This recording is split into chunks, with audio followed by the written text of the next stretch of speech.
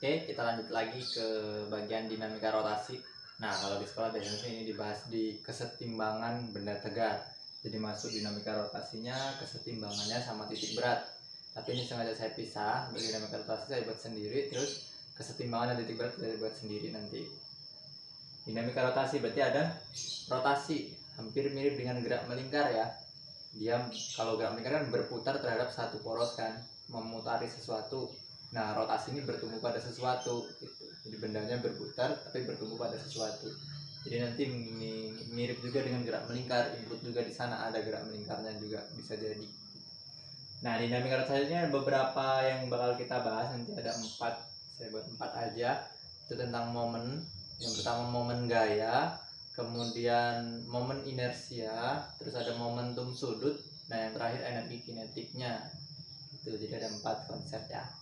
Langsung aja yang pertama, ini momen gaya. Nah, momen gaya nanti simbolnya tau, tau atau sering dikenal dengan torsi namanya. Momen gaya, torsi, torka gitu, macam-macam. Simbolnya tau. Nah, nilainya itu sebanding dengan gaya dikali dengan jaraknya. Tuh. Jadi sebenarnya gini, momen gaya itu adalah gaya yang menyebabkan bendanya berotasi. Jadi namanya muter kan harus ada dorongannya kan. Misalkan nah ini kita dorong di mana? Misalkan tumbuhnya di sini nih, saya pegang di sini, saya dorong ke arah sana. Kan dia bakal berotasi kan, muter gitu kan. Jadi kayak gitu, ada gaya yang menyebabkan dia berotasi. Tapi gaya yang dipakai adalah gaya yang tegak lurus terhadap jaraknya ini tadi. Gitu. Di tahunnya ini adalah gaya sebenarnya dikali, tahu nggak usah kita pakai crossnya ya. Kalau cross kemarin ada di vektor ya, nanti buka lagi di kelas 1. Nah, ini bentuk perkalian cross untuk arahnya nanti. Langsung aja R kali F dengan syarat R dan F nya harus tegak lurus ya. Ini simbol tegak lurus, R dan F nya harus tegak lurus. Jadi mau gimana pun nanti bentuk gambarnya, yang jelas antara si batang dengan gayanya harus tegak lurus. Nah, jarak ini diukur dari gayanya itu sampai ke titik rotasinya. Ke pusat rotasinya di mana? Itulah jaraknya gitu. Misalkan gayanya di sini, pusat rotasinya ini, berarti jaraknya yang ini. Kalau gayanya di sebelah sini, pusat rotasinya di sini, berarti jaraknya yang ini. Oke, biar ya. Dan gayanya harus tegak lurus. Misalnya ini kita miringin ke sana, miringin supaya tegak lurus berarti harus dibuat proyeksinya. Nah, proyeksinya menggunakan aturan vektor yang kemarin. Bisa pakai sin, bisa pakai cos. Yang waktu di kelas 1. Jadi buka lagi di aturan vektornya, oke? Itu aja. Untuk bentuk gambarnya nanti sekalian langsung dicontoh soal aja ya. Ini tahu sama dengan gaya dikali jaraknya, tapi harus tegak lurus antara gaya dengan si jarak. Harus tegak lurus ya. Terus yang kedua ada momen inersia. Momen inersia nanti simbolnya I, kayak arus listrik, simbol arus listrik yang waktu di besaran dan satuan kan ada simbol arus listrik I juga. Nah, simbolnya dibuat I juga di sini, jadi jangan ketukar nanti simbol aja. Momen inersia I. Nah, ini ada beberapa kasus nanti bisa untuk benda titik, jadi ada benda titik seolah-olah partikel yang bergerak berotasi gitu, merotasi.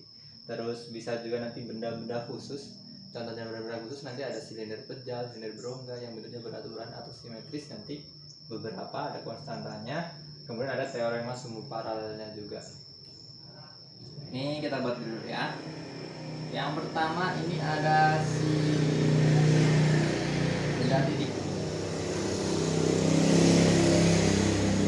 Maksudnya benda titik ini berarti ada suatu titik ya kan, titik terus dia berotasi terhadap suatu titik gitu. Jadi titiknya punya massa terus berotasi terhadap suatu titik putarnya dia gitu.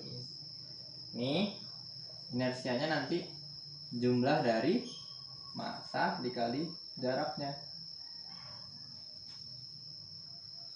dikuadratin.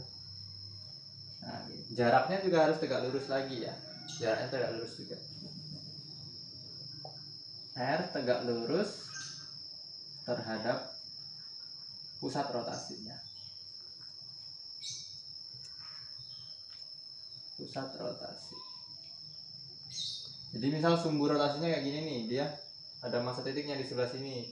Jadi jarak yang diukur ya yang tegak lurusnya ini. Bukan mengukurnya dari sini sampai ujung sini, enggak. Tapi dari sini ya ke sini, ke tengah, pokoknya tegak lurus. Diambil tegak lurusnya gitu ya. Oke. Itu nanti di contohnya ada langsung. Ini untuk yang benda titik. Ini kenapa saya buat sigma? Kalau nanti masanya ada banyak. Kalau masa cuma satu ya satu aja, M1 kali R1 kuadrat. Kalau masanya ada dua, berarti kan M1 kali R1 kuadrat ditambah M2 kali R2 kuadrat dan seterusnya. Itu ya. Untuk yang kedua, ini ada benda khusus. Benda khusus dia pakai konstanta inersia. Jadi dia punya konstanta masalah inersia. R-nya ini jaraknya tadi. Jaraknya nanti bisa berupa jari-jari, bisa berupa panjang, tergantung jenis bendanya. Kalau bendanya silinder kayak kan atau bola gitu kan punya jari-jari. Tapi kalau dia batang berarti kan dia pakai panjang, bukan jari-jari lagi. Jadi beberapa ya.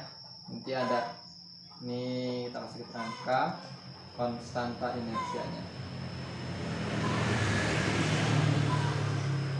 Konstanta inersia. Oke. Nilainya nanti macam-macam. Beberapa yang sering dipakai itu silinder. Silinder ada dua. Silinder pejal itu setengah konstantanya. Terus silinder berongga itu 1.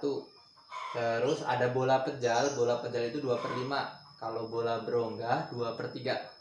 Kemudian kalau batang itu yang 1/3.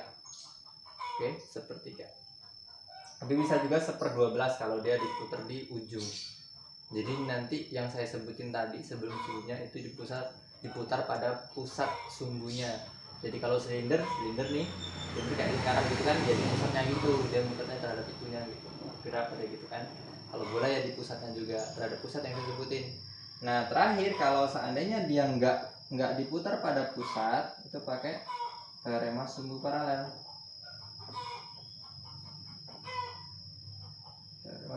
Ini kita sebut I pusat massa aja.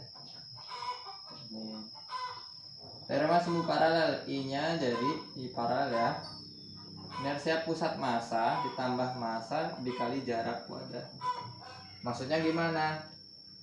Misalkan tadi silinder nih, silinder kan pusatnya di sini nih di tengah ya. Terus dia mau diputar terhadap pinggirnya gini, berarti kan pusat rotasinya digeser sampai pinggir. Jadi ada pergeseran. Nah, pergeserannya itulah yang disebut dengan D.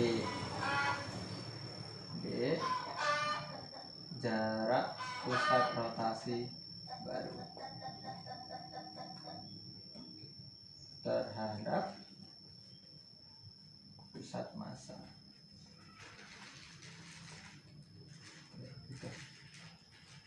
Oke, aman ya. Clear? Ini untuk momen gaya dan momen inersia. Oh iya tadi agak kelupaan. Karena ini harus cross tadi kan. Awalnya dia memang harus cross. Terus aturannya sampai tegak lurus karena kan supaya kalau cross kan dia pakai cross. Kalau cross berarti pakai sin. Jadi sinnya harus sin 90 kan. Maka sudutnya harus 90. Dia pakai cross, maka nanti bisa aja plus, bisa aja minus. Nah, itu beberapa ada yang beda nanti. Ada yang muternya searah jarum jam itu dibuat plus, ada juga yang dibuat min. Tapi kalau sesuai aturan vektornya, yang searah arah jarum jam muternya, misalkan ini diputar berotasi gini, searah jarum jam kan ini, nanti ini hasilnya harusnya minus. Terus kalau dia berlawanan jarum jam itu hasilnya plus. Tapi ada juga yang pakai dia kebalikannya, tergantung nanti di sekolah dia pakai apa. Oke, itu aja. Tapi kalau secara aturan vektor ya, dia yang searah malah min, yang berlawanan jarum jam nanti plus. Tuh, clear? Itu nanti sambil di soal kita bahas. Ini inersianya. Yang ketiga, langsung ada momentum sudut.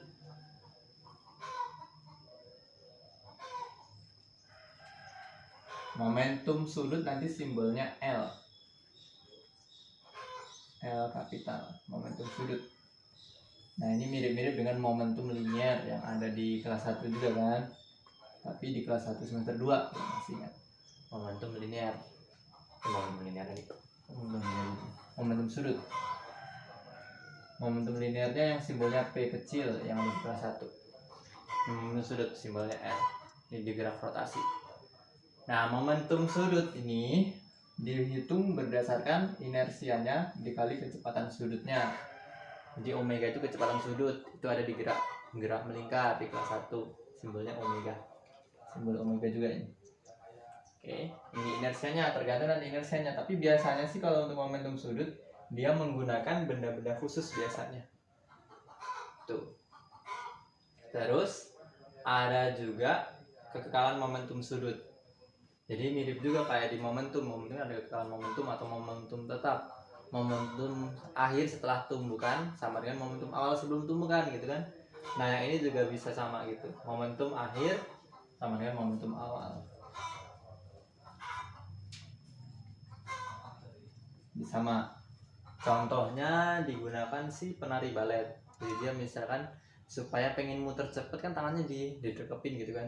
Jadinya dibentangin. Kalau dibentangin kan agak pelan muternya. Terus kalau direngkupi tangannya nanti bakal muter cepet. Terus bisa juga si atlet loncat indah yang renang itu muter-muter supaya dia muternya lebih banyak, maka dia bakal menggulung badannya gitu kan. Gitu. Itu prinsip-prinsip dari momentum sudutnya.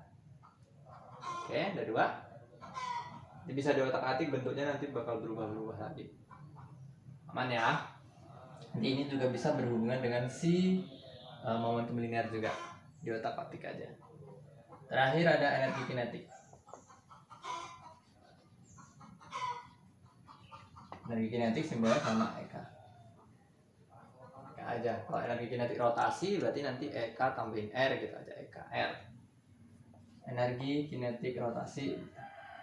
Kalau energi kinetik yang di kelas 1 itu kan setengah mv kuadrat. Nah, kalau di sini setengah I jadi inersia, omega kecepatannya jadi omega kuadrat, setengah I omega kuadrat. Jadi nanti bisa berubah dengan ini juga. Ini khusus energi kinetik rotasinya aja kalau dia berputar kan. Tapi kalau dia berputar terhadap poros plus maju jalan gitu, geser juga dia, artinya itu bertranslasi atau bergerak linear, bergerak rotasi juga. Itu disebut menggelinding nanti. Jadi ada energi kinetik menggelinding. Itu bisa disimbolkan EKG gitu aja. Nanti EK ditambah EK rotasi. Tuh. EK ini yang di linear, kita kasih L aja ya. Simbol L, EK linear yang setengah mv kuadrat. Ini setengah I omega kuadrat. Nanti bentuk ini bisa diubah-ubah supaya muncul V. Setengah mv kuadrat nanti bisa muncul kayak gitu juga. Ini di otak-atik aja nanti bisa dihubungin ke omeganya, berarti gerak melingkar, I-nya yang ini tadi ketemu. Oke, itu aja sementara. Nanti langsung ke contoh soal aja biar lebih paham. Nah, kan kembali aja sementara. Oke, sampai jumpa.